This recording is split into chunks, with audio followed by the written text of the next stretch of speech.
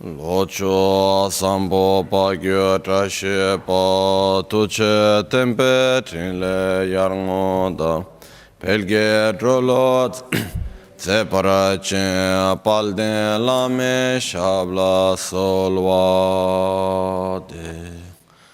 Omo a guru vajra dara suma timonisha sane karm Uta vardanya shri bara varsa manya sarva siddhi hum Om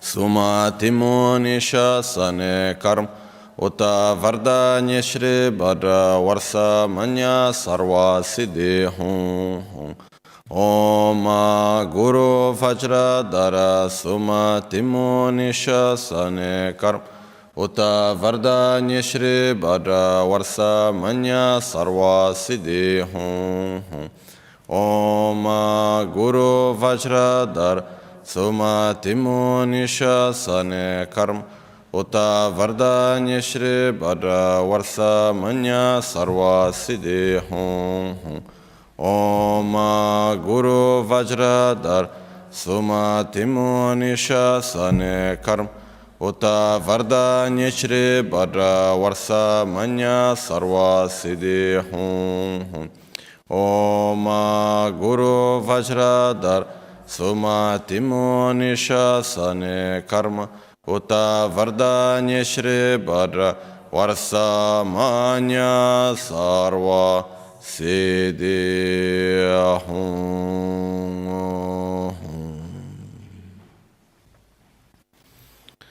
Dhagi Chechon Lama Tuje Che Nyamda Dala Tuje Siksu Su Gebe Shesan Dala Tendo Su Uyon Sunge Nawa Tsedo Su Tseche Nine Sawa Debe Tse Dechen Korlo Visu Lekshu Yila Sambe Dede Maleba Geme Lunge Rupra Jinge Lo Tsoni Sodan Dikdun Shabet Dinge Namge Yinsu Lekshu Ne Labchen Soni Yonsu Tsobat Chera Nidun Chamra Jinge Lo Chanchu Parge Ninsen Tugun Tu Nyu Peme Siru Lekshu Ne Chanchu Drube Gegen Kunshish Tingen Dela Rupra Jinge Lo Dagi Lona Chola Chobat Chomi Samchor Ngemba Shiwadan Chedan Tumbe Dede Malepa Bemel Hungi Rubra Jingelo Dorna Tengne Tsera Tamched Techi Pardo Neka Tamchetu Resekyamne Lama Kelem Tukche Chingi Dala Siksoso Gongyab Drewe Nyamda Dachal Chetson Lame Tuje Rab Gongne Kudan Sungi Nawa Drame To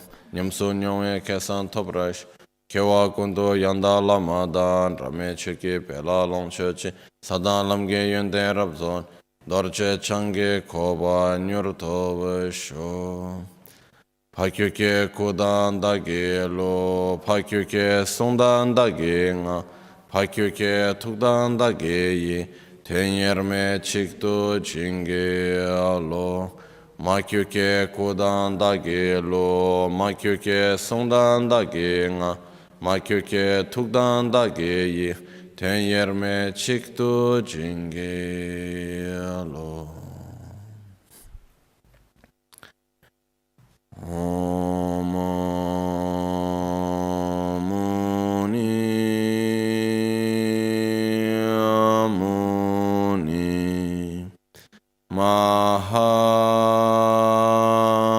Mahamuni Shakyamuni Soha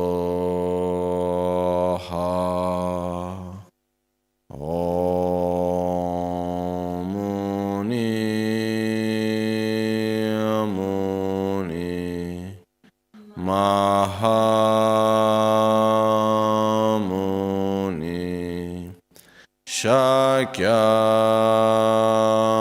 Shakyamuni Soha Om Muni Mahamuni Shakyamuni Swaha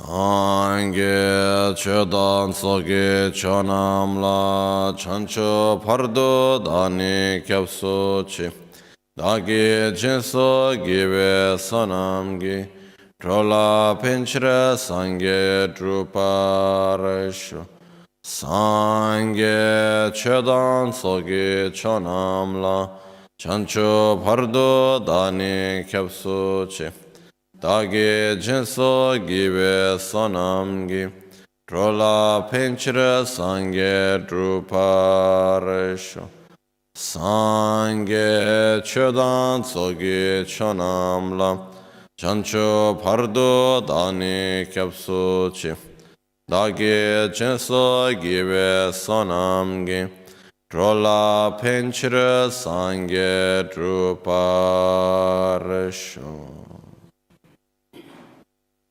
In the Buddha, Dharma and Sangha, I take refuge until enlightenment. Through the practice of generosity and the other perfections, may I attain Buddhahood for the benefit of all sentient beings.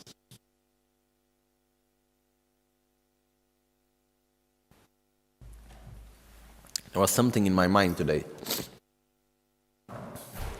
And I was wondering if to talk about it or not. And I wanted to make it short, but actually it came out quite long. But I prefer to say things when they stick to my mind. Otherwise, after I start talking about another subject, and it remains there somewhere. So better to talk about it. And the point is that, as we have seen, yesterday we talked about the first noble truth, about the truth of suffering, the second noble truth of the cause of suffering, the third noble truth of the cessation of suffering, what is liberation, what is enlightenment, and our potential to reach it, and so on. So we were seeing what is our potential, what we can do with it. And today we will talk about the path, how to gain there. But there is one point which comes back to me again and again, which is the fact that it is really very, very important for us to have clear within our own mind stream, within our own feelings, like clear with us, what is enlightenment? What is liberation? What is a Buddha? Also because what happens is that when we listen to a teaching, inevitably, we will listen to that teaching with preconcepts, which comes from our own education, cultural basis, and so on. In other words, anytime we listen to anything, anytime we see anything, we will perceive it through our own worldview. And the worldview that most of us have nowadays is quite different of the worldview that people had at the time of Buddha in India, or the worldview that people had in Tibet centuries ago. So what happens is that as we go along the path in Buddhism, as we study and so on, gradually our own worldview changes, our own paradigm changes. And what happens is that after maybe 20 years, we go back to the same fundamental teachings, and then we see it completely different because we have changed. So, one thing that I really think is important is for us to reflect upon what are the influences of our own worldview. Which is the worldview that I have? Where is it coming from? And then we're not going to go into details on this right now, but I believe there are three main influences that we have in our society. Okay? One of them is the monotheistic religions. Independently of the fact if we are or not of a specific religion, if we follow it or not, if we are Christian, if we are Jewish or Muslim or not, there is a strong influence on our cultural basis from the monotheistic religion. Then we have an influence which is coming from the capitalist material system. And then we have another influence which is coming from the materialistic, let's so-called scientific, mechanicist view of Newton. Okay? So even though we may say, oh yes, quantum physics is the true way of seeing things or whatever, in our daily real way of experiencing reality, what influences us the most is the mechanicistic view of external solid material reality. Okay? So we have a strong influence from these 3 points, and many others also, but each one of us is important just for us to analyze and just to reflect upon what are the influences that we have. Okay? But the point is that when we listen to Buddha's teachings, we listen to the teachings through that view, inevitably. So there are some points which I see that it's quite difficult sometimes for us to understand, not because we don't have enough knowledge or because it was not explained clearly, it's because our own worldview is very different from the one that normally people had in this context. So for example, one point that I see quite often, it is that we have the tendency in our own culture and so on, our own worldview, to make a very clear distinction between the holy and the, what do you say in English, profane? Profane, the mundane aspect of things. So I am here, the holy beings are there. One thing has nothing to do with the other. So we have the tendency to see Buddha as someone that needs to help us. Okay, oh please Buddha, help me, please Buddha, come here. And then we have the tendency, it's like, very often people come to me and say, oh, who is your God, Buddha? Or is Buddha your Jesus? Then, Buddha was not a Jesus because he was not the son of God. He's not a God, for sure. How to explain, because the point is that we come with our own background. And we have the tendency to put things in the same boxes, but they don't fit. So we need sometimes time to go beyond that. And one of the aspects is that we don't have the idea, okay, I can become a Buddha. No, Buddha is holy, I cannot become a Buddha. In the sense that we keep it as something apart from us.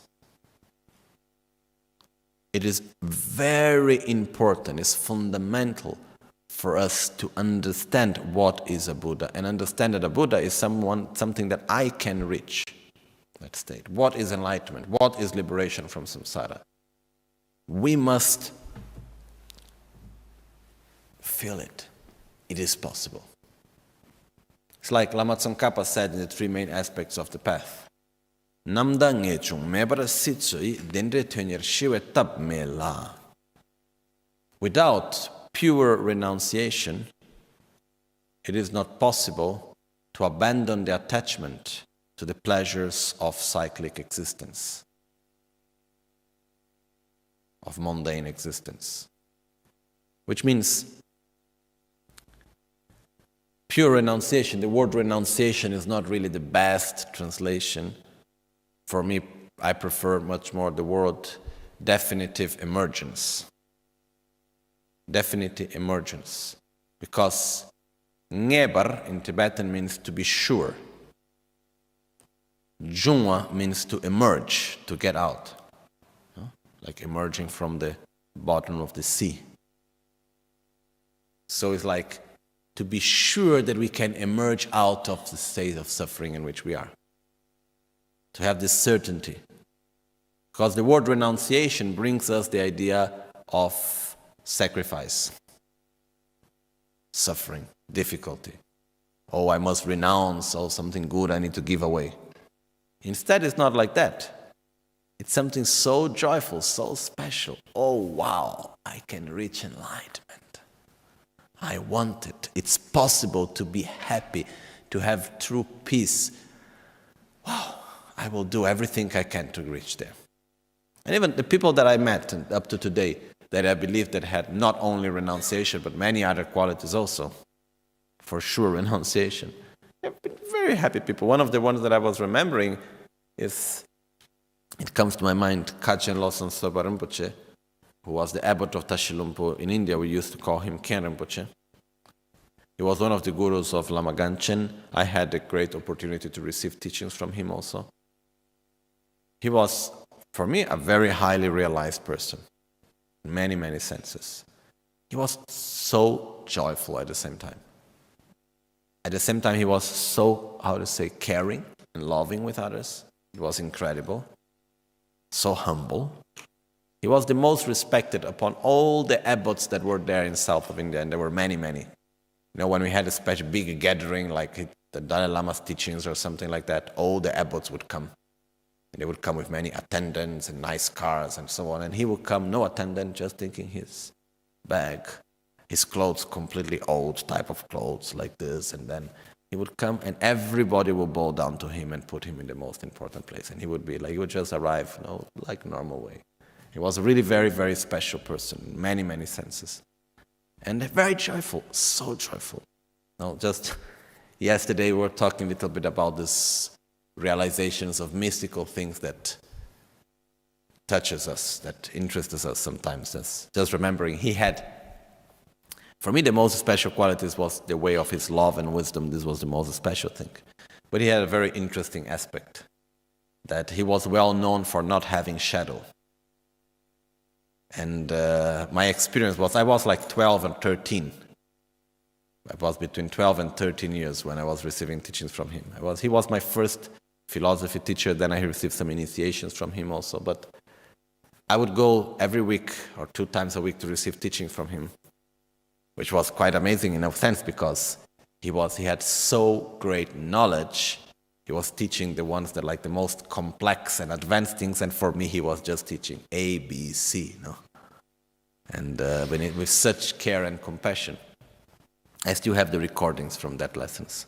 Anyhow, he would sit in his bed. I would sit in the floor in front of him. Behind him there was a window, and the light would come in. So I could see the shadow from the table and the objects on the table and so on. And then the shadow from his body was like the shadow of a glass, little bit dirty glass, like in the sense that there is shadow but it's not so clear. And I asked him at that time, I said, is it true you don't have a shadow? Is it like that? I was just a small kid. And then normally you would never ask something like that. And then he didn't say not yes or no, he was just like, okay. I think from who is here who met him, I think Tutla sure met him. I don't know if someone else that is here right now. But he was really one of the most special persons I've ever met. And he was extremely joyful. What I want to say is that those that have abandoned the attachment to worldly pleasures are not sad, are extremely joyful, with deep joy. There is one thing that within this that sometimes we make confusion. We make confusion between happiness and excitement. In other words, would be there is a difference between happiness and having fun. It's 2 different things. Nowadays we think it's the same very often, but actually it's not. Happiness is something that is deep. It's coming from within. Having fun is we use external conditions to feel sometimes somehow light and okay. But by someone that has developed true renunciation brings great happiness. So what we need to do is really deeply reflect upon what is enlightenment. What is liberation from samsara? What is a Buddha? Because if we do not have this clear, how can we abandon the attachment for mundane existence? It's not possible because we have no alternative. It's like, sometimes I feel like making a metaphor is like maybe not the best one, but I think it works. Sometimes there are people that have a very difficult relationship between them, like a codependence. So like they are suffering a lot with each other, fighting all the time, but still they are not able to keep distance. So this is more or less our relation with samsara. We don't like it, we complain about it, we have many difficulties, but we love it. We are extremely attached to it. Why? Because we don't see alternative deeply, really. Yes, I want to reach enlightenment because my guru said so, it's so beautiful and like this, but truly, when I wake up in the morning, what is my priority? Is it, I must reach enlightenment? Or, oh, I need to solve this problem, I need to do that thing, I want to do this and that. What is our true priority?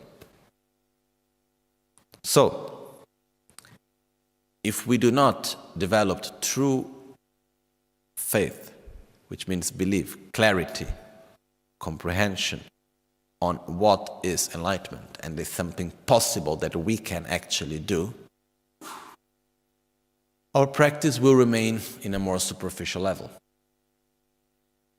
Okay? Like it will remain still in, yes, we do it, but still the true effort will be difficult to come out. And this is not something to do only with us here in the West.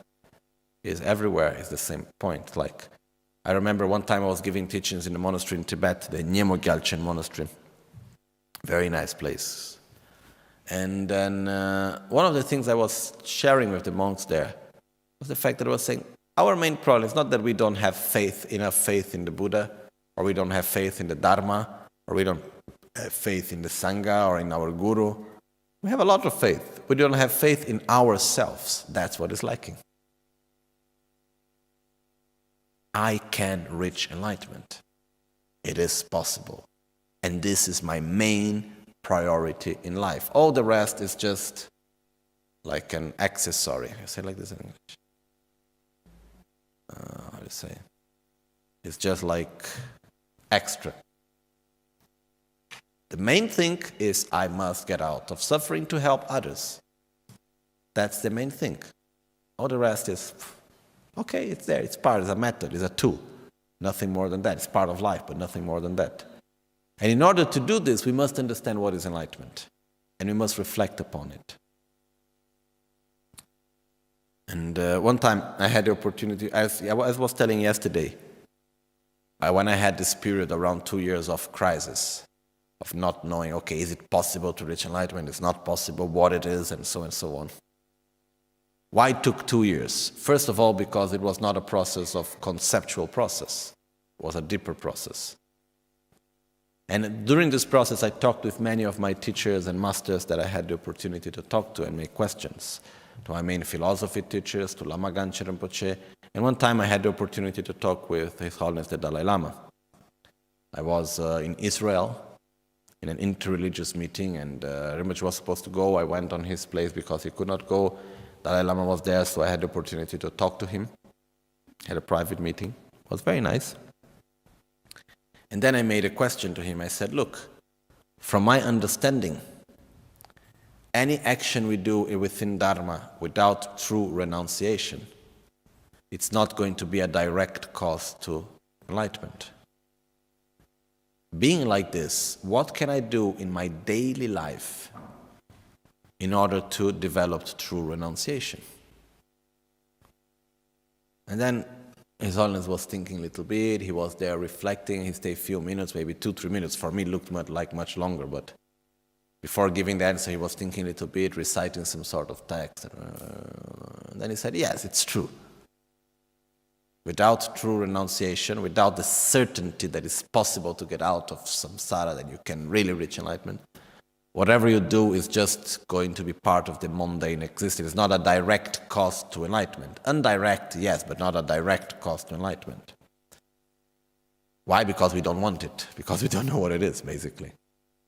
Then he said, what you need to do to develop renunciation in your daily life is to meditate on the third noble truth, the truth of cessation.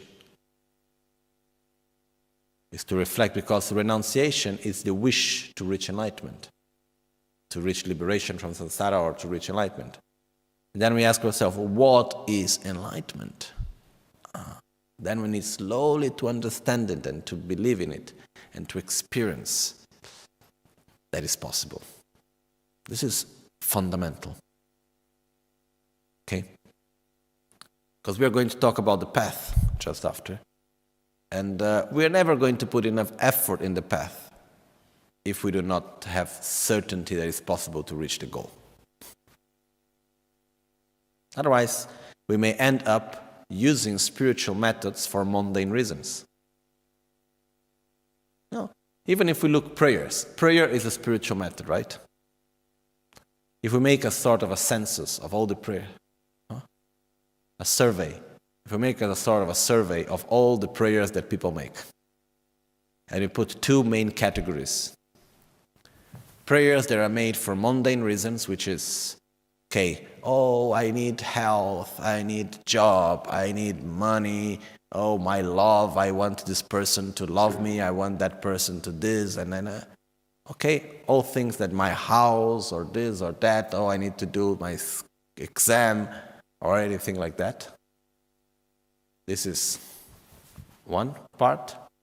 And then we do all the other prayers which are related to the spiritual path, spiritual prayers. May I reach bodhicitta, may I have a mind of true love and compassion towards others, I need to develop more patience, I want to have a correct view of reality, and so on, okay? Then you put on the survey, and we see, independently of what religion it is, we put all religions, all the prayers of the world together. What we have more? What's the percentage?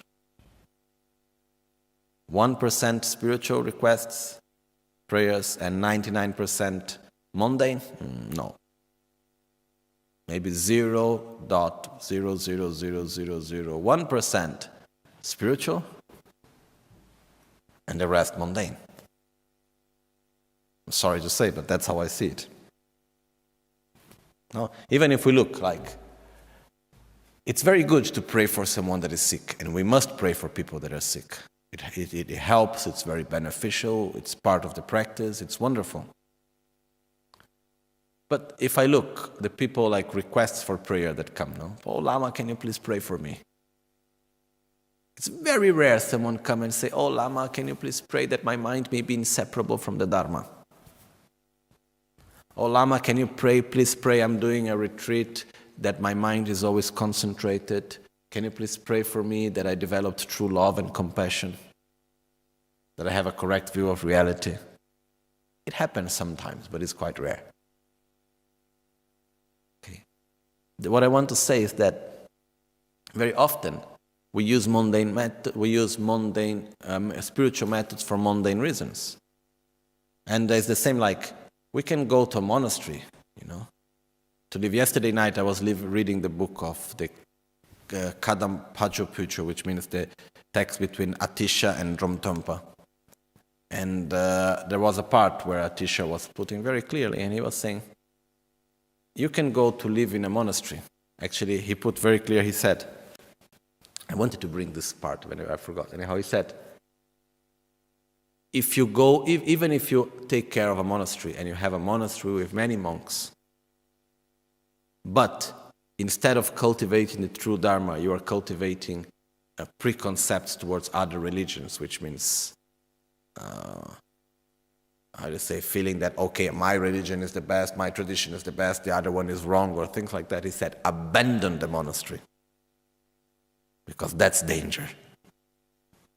It will take you away of your true practice. That's what Atisha was saying. And then he was saying, if you go to a monastery, but truly you have not truly renunciation, you do not believe really in enlightenment, it will be as mundane as being anywhere else. You would act out of attachment, and we want power, and we want so many mundane things. So the point is that it is essential for us to reflect upon the meaning of enlightenment. There are two ways of giving teachings, which are called the way of showing the path to disciples which are more intelligent and to disciples that are less intelligent. Wangpo Nempo da Wangpo Tulpo. Then we have Wangpo Shinto Nempo, like 3 types actually. We have with low intelligence, middle intelligence, and high intelligence. No? And the way of teaching the Dharma to those that have a high intelligence is that first they must understand, comprehend, and after they will believe. So, before believing in a Buddha, before taking refuge, I take refuge in the Buddha. Before taking refuge in the Buddha, someone with a highly intelligent, what is the process? First, he must understand what is a Buddha. Oh, okay, I understand what is enlightenment, I understand what is a Buddha, then after that I can say, okay, now I take refuge. The less intelligent, okay, will say, okay, I met someone, this person looks someone who I really can trust, so I learn how to trust him. My guru, I trust him. He said Buddha is special, so I take refuge in the Buddha. I don't really know what a Buddha is. That's the case of most of us. No. If we ask most of us, what is a Buddha really? Not so easy. We have some understanding, but not deep understanding very often. So, truly, to develop renunciation, to understand what is enlightenment, we can develop without the truly understanding, but to comprehend, to understand, according to the level like of the higher, more intelligent disciples. First, we must understand the correct view of reality. Because a Buddha is the one that has eliminated ignorances and the imprints of ignorance. And we cannot understand what is really ignorance if we do not understand the correct view of reality at the same time. So we will only believe, okay, a Buddha. What is a Buddha? A Buddha is the one that has reached enlightenment. What is enlightenment? It's the elimination of the 2 obscurations. Okay, what is this? Mental defilement, which means ignorance and the imprints of ignorance. What is ignorance? It's the grasping at inherent existence.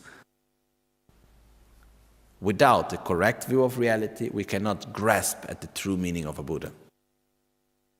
And we cannot grasp at the true meaning of our own potential of enlightenment. That's why when teaching the most intelligent disciples, first you teach correct view of reality. Then after taking refuge and all the rest. Normally the approach is different because we are not that type of disciples, okay? Not because we here in the West, the last centuries, the teachings were not given in that way. Because if we imagine what would happen if the first approach of Buddhism is correct view of reality. Everybody, most people will say, you are crazy, forget about it, it's too difficult. So, the point is that finally, when we look, the correct view of reality is essential, even to take refuge. Because I would only understand truly what is a Buddha, what is enlightenment, how it's possible for me to reach enlightenment, once I understand the true nature of myself and others. Which is not realizing, it's understanding, okay? I understand, myself, I am interdependent. Wow, so what this means I can change my mind. So because finally, what is a Buddha? Making it very simple. The difference between ourselves and a Buddha is that we live constantly in a positive and negative interdependence. Like a Buddha, he lives in the same interdependence as we live. Law of cause and effect. The difference is that a Buddha is constantly in a totally pure interdependence. Not like us, sometimes positive, then negative, then little bit positive, then negative, then little bit positive somewhere, then we have negative, then little bit positive. A Buddha is constantly in a totally pure, positive interdependence. That's the main difference between us and a Buddha. And the process on the path to enlightenment is gradually to create more and more a positive interdependence. That's the process. Anyhow, I didn't want to go very long on it, but it became quite long. But the point is that it is extremely important because we have a very strong attachment to samsara. Without having the certainty that it's possible to get out of samsara, we will never abandon it. We like it. We are attached to this mundane existence, to the pleasures of mundane existence. We love it. When I was a kid, some people were making a joke like, asking, oh, if you had the opportunity to reach enlightenment right now, what would you do? And I remember someone saying, oh, maybe wait a little bit, can I wait a few weeks so I can enjoy a little bit more this body? This means you really didn't understand what enlightenment is, but still. The point is that there is a very strong attachment to the pleasures, the mundane pleasures. And a state of a Buddha is a state of much more joy. So there is no worries in that sense. And enlightenment is not something totally separated from this reality, it's part of this reality. But anyhow, the point is that in order to abandon the attachment, because the problem is that the stronger is our attachment to mundane pleasures, the stronger will be the energy we put for it. And our whole life goes around it. Let's say the truth. Let's be sincere. Where is most of the energy in our life being put? Abandoning suffering, avoiding suffering, and gaining pleasures. That's what we do most of the time. How often we really go there and sincere and we say, okay, I must do something to reach enlightenment. Okay. It is sometimes, but it's not a priority very often for most of us. So, the point is, really, once we understand clearly what is enlightenment, we understand that it is actually possible. Then I must get it. Then we can abandon the attachment to worldly pleasures. Nothing wrong with the worldly pleasures itself, Because you look, at no point the teachings are saying abandon the pleasures. It's saying abandon the attachment to the pleasures.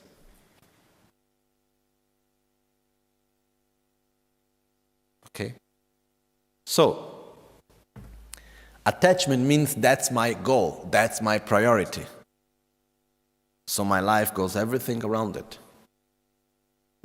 Another thing that was in this book I was reading yesterday, beautiful, which was saying, once you accept suffering as suffering, then you slowly get out of it. Once you accept suffering, okay, suffering is there, suffering is part of life, it's there. Then you have much less suffering, you start to experience joy. Why? Because most of our suffering is from the fear of suffering.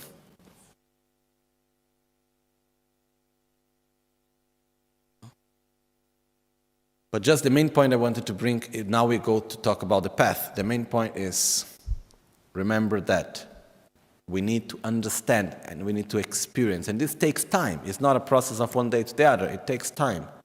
What is enlightenment? What is liberation from samsara? What is a Buddha? Understand it more and more, reflect upon it, and gradually make it part of our life, gradually make it our own priority in life. Okay? So, very briefly, as I was reading this book, which is a very beautiful book, which are the conversations between, it's called the Book of the Kadampa, which is the conversations between Atisha and Dromtonpa mostly, and also between Dromtonpa and his other disciples. A collection of many texts, maybe, I don't know, 500 pages long book. It's a nice book. Anyhow, and then it was saying that in a conversation between Atisha and Dromtonpa, Atisha says to Dromtonpa, Drom, accept the suffering as suffering. Which means do not fight against suffering. Give the, the victory to the suffering. Okay, it's there, it's okay. Otherwise, what happens is that when we do not accept suffering, we end up always fighting against it and not accepting it. Because what Latisha said is that once you accept suffering and you stop fighting against it, then you find true happiness. Because if we look to ourselves, we suffer much more from the fear of suffering than from suffering itself.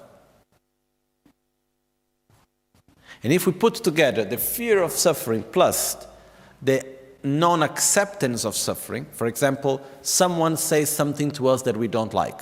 It can happen. In a manner that we don't like, the words that we don't like, we feel harmed by it, we suffer. Okay. That moment may last what? 10 seconds?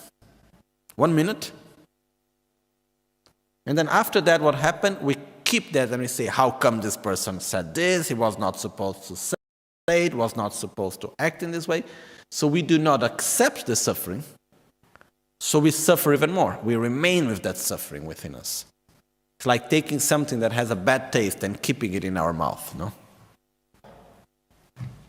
So, it is very important in a way to say, once we accept, okay, yes, I am experiencing something that is not nice, as I have created the causes, I still have mental defilements, the karma is there, inevitably there will be suffering. It's part of life until the moment that I have mental defilements and karma. So, okay.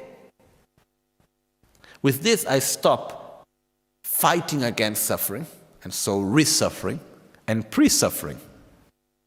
Because if we take really all the time of our suffering, how much suffering is related to the past, how much suffering is related to the future, and how much suffering is the actual happening in the present moment.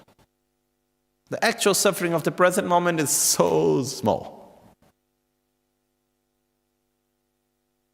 So this is already something that if we are able to do, which is simply to say, okay, what happened, happened. And why this happened? Because I have mental defilements, because there is my karma, so the result of suffering will come anyhow. And that's okay. I need to put energy in order for me to abandon it in the future. Not to see ourselves constantly as a victim and trying to fight against it and protect ourselves from suffering from outside. Because then we suffer even much, much more. Okay, I think this is quite clear. No? Okay. The fourth noble truth, the truth of the path. We will see it a little bit now, just an introduction now, and then in the afternoon we'll go into more details. We have, first of all, we have many, many, many traditions of Buddhism. And all these traditions were developed basically because there are different approaches. Why we have different approaches? Because we have different cultures, different mentalities, different worldviews, different types of disciples. And it's so wonderful that we have many traditions. Why? Because we have so many different mentalities and needs. So, it's very common, even from the time of Buddha himself. He taught in many different ways in accordance to the capacities and the needs of his disciples. So, after Buddha passed away, the disciples gathered together, and when they were starting talking to each other, many happened very often that would say, okay, Buddha, but for me Buddha said this, oh, but for me he said something else. And from that, the different traditions started to appear, because there was contradiction. And if we look to the specific point, very often it is contradictory. But when we look from a more large view, we see that even though they are contradictory, in the specific context, they bring to the same result. So, for example, at the time of Buddha, the teachings were divided mainly into 4 traditions, which is the Vaibhasika, Sautantrika, Chittamatra, and Madhyamika. The first school was divided into 18 different schools, because there were 18 different places where Buddha gave the very similar teaching, which was about the monastic vows. And the monastic vows were taught slightly different in accordance to the needs and the people. So this is showing that one of the main important aspects has always been adapting the teachings in accordance to the mentality and the ability of one's own disciples. Okay? So there are many, many different approaches, and it's wonderful that we have different approaches. Taking a modern example, we look at Lama Rinpoche and Geshe Kelsang Gyatso. Okay? 2 great masters. Both of them disciples of the same master, Kyabche Trichan Dorje-chan. Both of them following exactly the same lineage, exactly the same tradition, exactly the same teachings, exactly the same practices. but having two different approaches. Why? Because different types of disciples. People with different approach. So it is, and it's so wonderful that we can have different approaches. It's so necessary. Okay, it would be impossible to have only one for everyone. So all traditions are important. We should respect all of them, as Atisha said. Respect all different spiritual traditions and follow with determination the one you feel suits better for you. So, but within, even though there are many different approaches and different traditions, there are some aspects of the path which are the same for all traditions. And this is what I wanted to talk today. Okay. The aspects which are the same for all traditions, we have, when we talk about the path, what do I need to do in order to get out of suffering, in order to reach enlightenment? Okay. There are two ways how we can see, there are different ways, but I would like to go through two different approaches, briefly. One is called the three main aspects of the path, and the other one is called the four seals. The four seals are like four aspects which, without these four aspects, it is not Buddha's teachings. So if you take any tradition of Buddhism, if you want to check, is it correctly, is it a true Buddhist tradition or not? Does it have the four seals? If yes, then it's a correct Buddhist tradition. If not, no. So this was like the common ground between all the Buddhist traditions from the philosophical point of view. And then on the actual inner path of transformation, we have what are called the three main aspects of the path, which normally, traditionally, they are called renunciation, bodhicitta, and correct view of reality.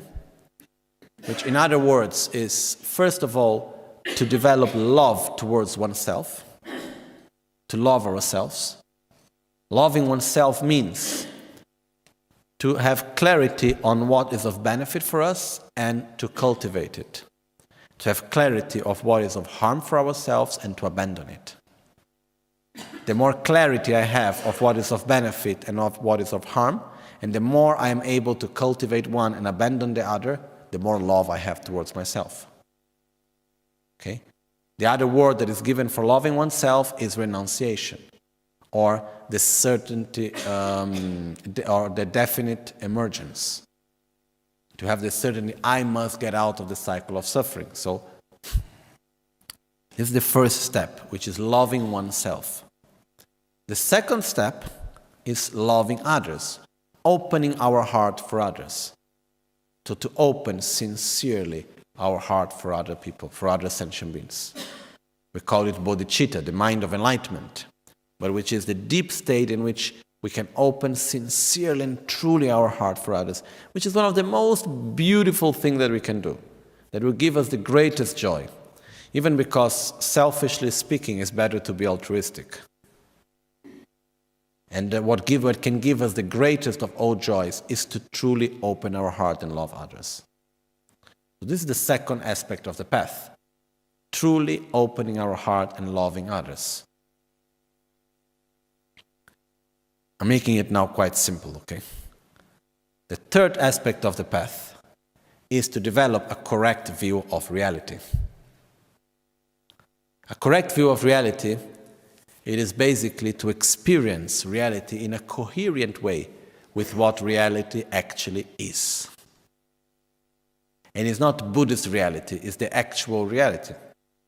Correct view of reality is something that if we discuss with anyone from any tradition, Buddhist or not, religious or not, we must get to the same conclusion if we discuss correctly. So, correct view of reality is coherence with reality. To experience things as they are. Which basically is everything is interdependent. Nothing exists out of its own characteristics.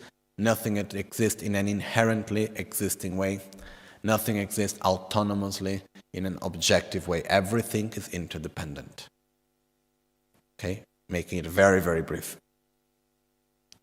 And the correct view of reality is extremely important in many ways. For example, If we develop love towards others without correct view of reality, without wisdom, it will just create more frustration. Sometimes we see suffering and we avoid looking at it because we don't want to suffer ourselves. I think all of us have already at some point of our life suffered because someone else is suffering. No? I love someone, that person is suffering, or that animal, whatever. I love you, you are suffering, I suffer because you are suffering. I love you, you are not happy, I suffer because you are not happy. So imagine what happened when we love everyone. And there is so much suffering in this world. I don't like even repeating the things that are there. It goes much beyond even our imagination, the levels of suffering that exist. So if we start really opening our heart towards all of this, and we do not have some sort of wisdom, we are going to be really frustrated. Okay? So, how to love others and have compassion without suffering ourselves? By having wisdom. By having a correct view of reality, in which we see reality as it is, in which we accept reality for what it is. Which is not the meaning of giving up on others. Okay, I accept that you are suffering, that's your own truth. Okay, suffer by yourself. That's not the point. The point is that I accept and I understand deeply that the only thing that I can do to help you to get out of suffering is to interact with you positively. I cannot do anything else. But I accept it because that's how things are. And I don't live it in a conflict way. So, with wisdom, there is no suffering for the suffering of others. There is the deep wish and determination and strength to do everything that is possible to help others. But there is no suffering involved. So, the correct view of reality is very important in many senses. Making an example of it, very simple, in the very beginning of it. When we look, for example, to reality around us, okay, is it permanent or impermanent? It's impermanent, right? When I look, for example, to these flowers, are the flowers permanent or impermanent? I would say the flowers are impermanent. They are constantly in transformation. But now, if we look at the flowers, close our eyes, we think about the flowers. Before opening the eyes again, what flowers do we think that we're going to see? The same flowers as before. When we open the eyes and we look at the flowers, sure, the same flowers as before. So how does the flowers appear to our mind? As being permanent or as being impermanent? As being permanent. And what happened? We believe in it. We believe that it is permanent. We grasp at it as being permanent. So what happened when it changes? We feel sad, we feel bad, we feel angry. Why it changed? It was not supposed to change. Why? Because I was seeing it differently. I was expecting it to be differently. So, this is one example of ignorance. The correct view of reality relating to that is, yes, it's impermanent, so I accept it as being impermanent. Simple as that. It's how it is. There is nothing wrong with it. It's not a problem that it's impermanent. It's a fact. Similarly, we will go through the fact that everything is interdependent.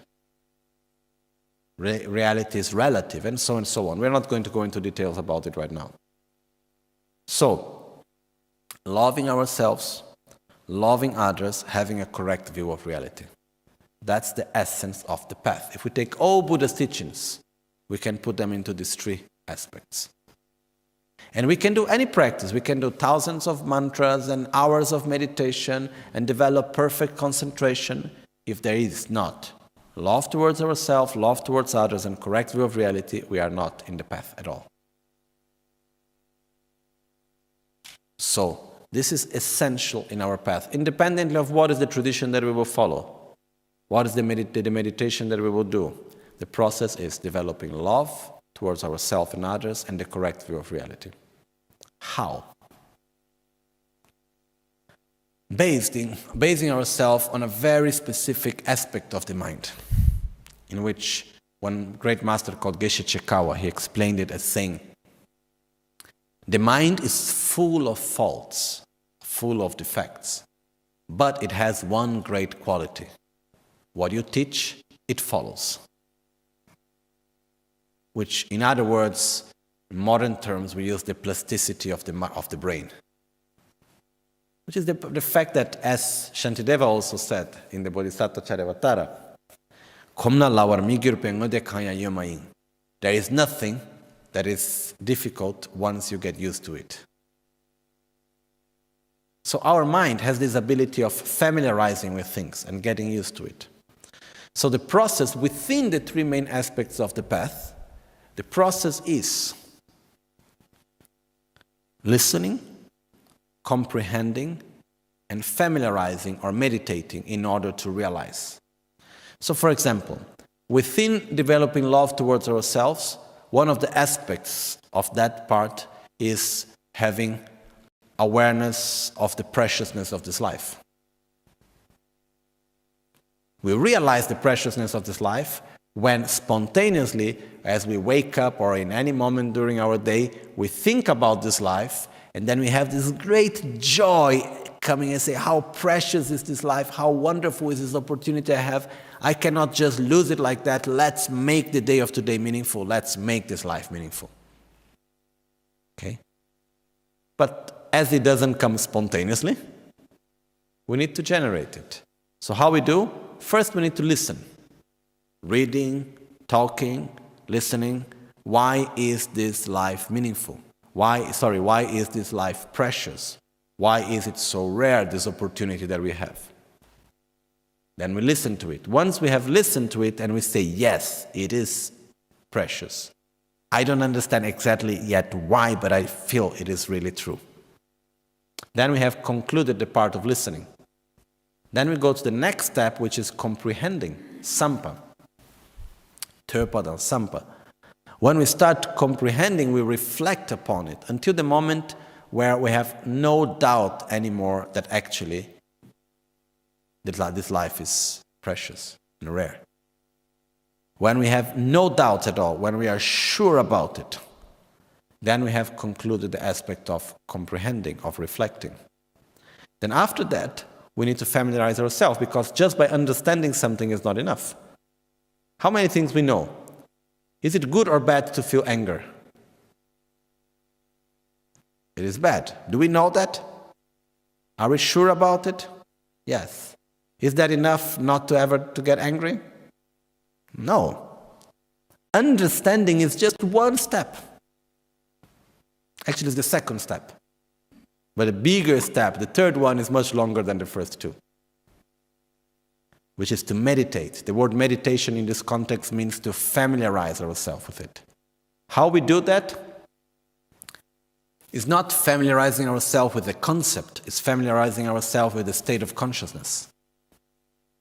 So what we do is that by using the tools of meditation and others, and analysis and so on, we self-induce ourselves into a state, for example, of the preciousness of this life. So I will reflect upon it until I feel, oh, how precious is this life. It's somehow artificial, because it didn't come spontaneously, but it's sincere. So the more I generate it, the more it will become easier and easier until a moment where it will come out spontaneously. It's like when we do mantra recitations and we visualize that from our heart light goes to every sentient being, eliminating all the suffering of all sentient beings and then coming back and reabsorbing to our heart. What is the thought that we are generating? Love. I wish everyone to be happy. So we self-induce ourselves into a state of love, unconditional love, and then gradually it will come each time more and more easily and more spontaneously. When it's truly spontaneously, when it's a direct experience, non-conceptual anymore, then is a realization. Then we have realized it. Okay? So we go Tösam Gomsum in Tibetan, which means listen, comprehend, meditate. Meditate doesn't mean in this context sit in silence and don't think about anything, okay? Meditate means familiarize your mind. So self-induce yourself into that state of consciousness in order for it to come more and more natural. It's like learning how to play an instrument. First we know a little bit of theory, then we start taking the instrument in hand and we start playing it. What happens if I don't have no theory, no basis, and I just start playing? Most probably I will learn, I will create bad habits. So I need to have someone showing me the right way how to play the instrument. So I take the right position, I learn the right way, and then I start playing the violin, let's say. How long does it take after having the theory in order to be able to play something nicely? It takes a lot of practice. And how long does it take to a moment in which the violin or the instrument is not anymore something conceptual that we need to think, but it becomes like an extension of the body? A lifetime of experience. But it's possible. But so it's by repeating again and again the same thing, it will become more and more spontaneous and natural. So, the process of developing love towards ourselves, love towards others, and a correct view of reality is based on this process of listening, comprehending, and meditating, familiarizing ourselves. Okay? By self-inducing ourselves to the state of consciousness that we want to generate. And we use many tools for that, such as meditation and analysis. The other thing is that the 4 seals, in very, very briefly, are, which is like the common ground for Buddhist philosophy, are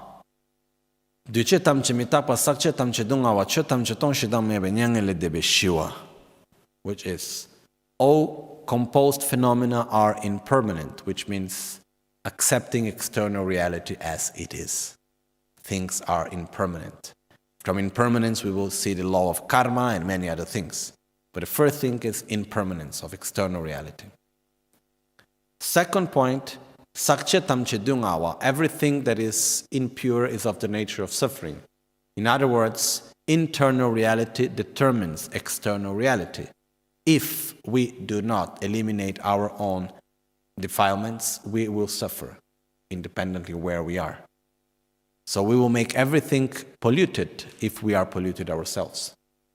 It's like wearing a glass that is in a pink color. If we put a pink or a green or a blue, whatever color lens, and we put, what happens to everything? The whole world is pink or blue or whatever. Until I don't take it out, I will not see the true colors. Until we have our mind polluted by our own mental defilements, there will be suffering. It's the second seal. So internal reality determines the experience of external reality. Third point, third seal is all phenomena are empty and lack inherent existence, which means everything is interdependent, correct view of reality. Which means, yes, it's true that we need to respect external reality, we need to respect internal reality, determines how we experience it, but internal reality and external reality are of the same nature. One doesn't exist without the other. They are both interdependent together. Okay, we will see this later a little bit more in details. And the fourth seal is what we call Nyangele Debe Shiva. Beyond suffering, there is peace, which is the third noble truth. It's possible to reach true happiness and peace by eliminating the causes of our own suffering. So it's believing in our own potential. So the common ground of Buddhist philosophy basically is accepting reality for what it is, externally, impermanence. Recognizing that the way how we experience the world, it depends on how is our mind, which is basically an understanding that until we do not eliminate our inner defilements, there will be suffering. Third, understanding how reality exists, that it is interdependent. And fourth, believing in our own potential of reaching a state of peace and joy constantly. Okay? So this is the common ground. So, loving ourselves, loving others, having a correct view of reality. That's the basis of the path. That's the most, everything is in there, and that's what we will follow and we develop from lives. It's not a process of 1 day or 2 days, it's lives and lives. And someone may say, oh, but that's too long. Why?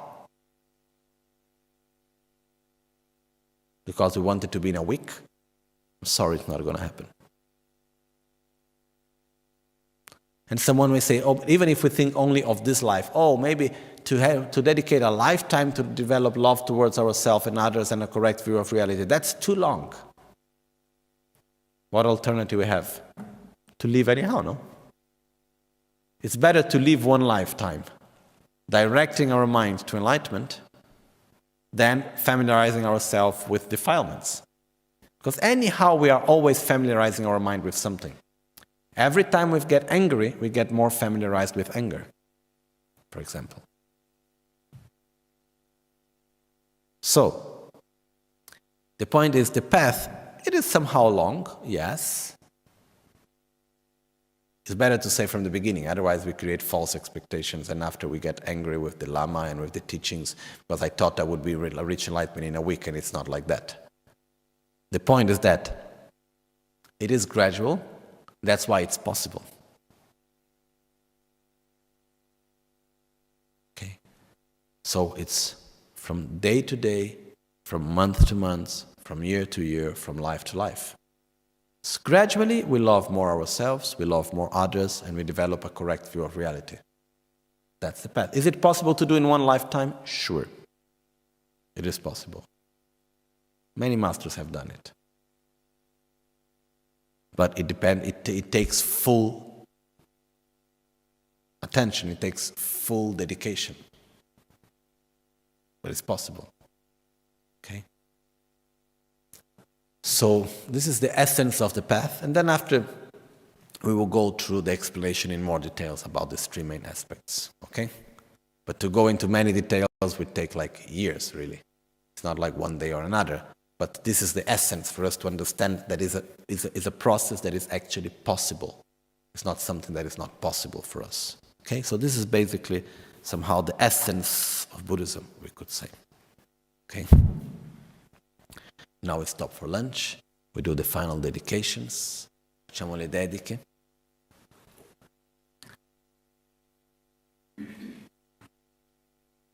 Jetsun lame kutse rapten chi namkar tinle chochur gepa dang losan tempe dreme sasumgi drove Michel tatu ne gyurchi nimo dele tsendele nime kuyan delekshin ninsen taktu delekpe Concho sumke jinge lo, concho sumke ngodrupso, concho sumke trashisho.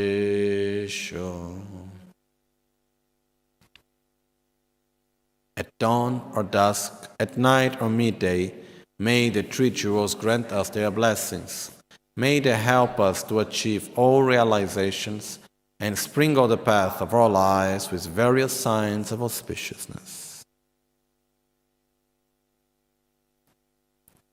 Oma huntemba lame sangye rinpoche, kyoba lame tamcho rinpoche, drimba lame gendo rinpo, kyamne kuncho sumla chopa bu, locho sambo pagyo trashi pa, tuche tempe trinle yarangot, peke drolo zampe zebra chen, panden lame shela chopa, Kanshi dremba tsamge chinange parche kunse leshi tinlen sotse gyache shukden ringa tseten sun kordan che la chopa.